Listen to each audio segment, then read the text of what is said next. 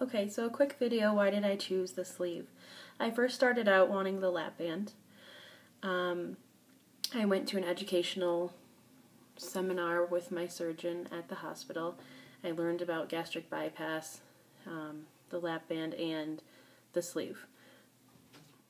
So at the first appointment, the consult with my surgeon, which was about 3 weeks after the seminar, he told me that he did not think I was a candidate for gastric bypass because it's more of a, I guess, intense, severe, drastic surgery.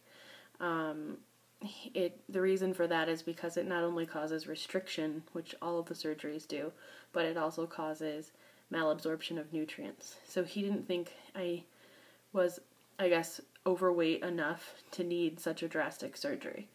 So I went in thinking I would do the lap band. I liked that it was adjustable, that it was not permanent. Basically, the lap band just wasn't as scary to me as removing part of an organ sounded. So I planned to have the lap band. Then I went to what they called a surgical class, which is required by my insurance. It's a 5-hour intense course where you learn everything there is that you need to learn.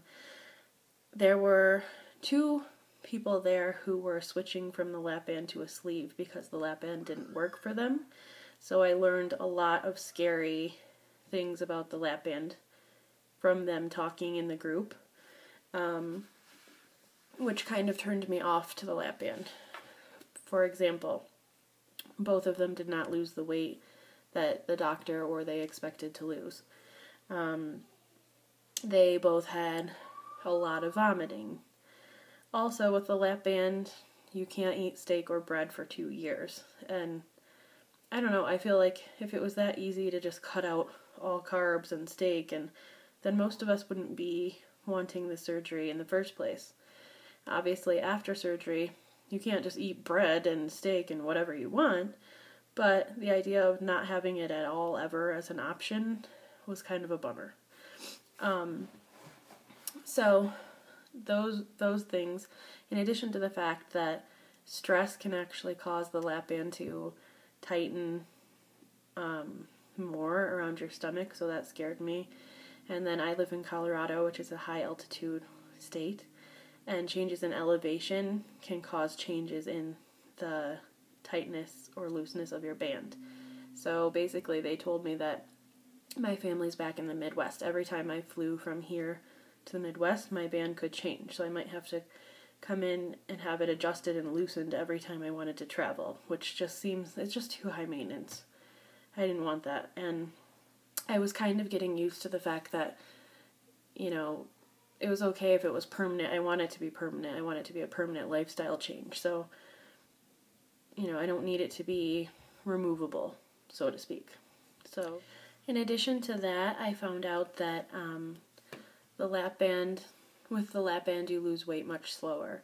They expect you to lose about 1 pound a week. So if you have 100 pounds to lose, it'll take you 2 years to do that. And your overall weight loss is lower. So let's say you had 100 pounds to lose. With the lap band, they expect you can lose up to 60% of your excess weight. So you're going to lose approximately 60 pounds, best case scenario. However, with the sleeve, it comes off faster, and they expect you to lose, sorry, I'm reading from my book, 70 to 80%. So you're talking about losing 70 to 80 pounds instead of 60. So that just is a no-brainer for me if I want to lose. They told me that 10% of your excess weight is skin, so you're not going to lose that unless you have surgery.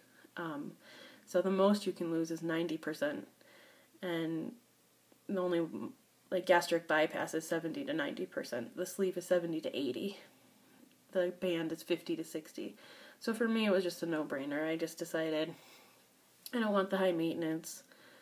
I don't want to have to adjust it. I don't want to have to worry about throwing up. I don't want to worry about not ever eating bread. And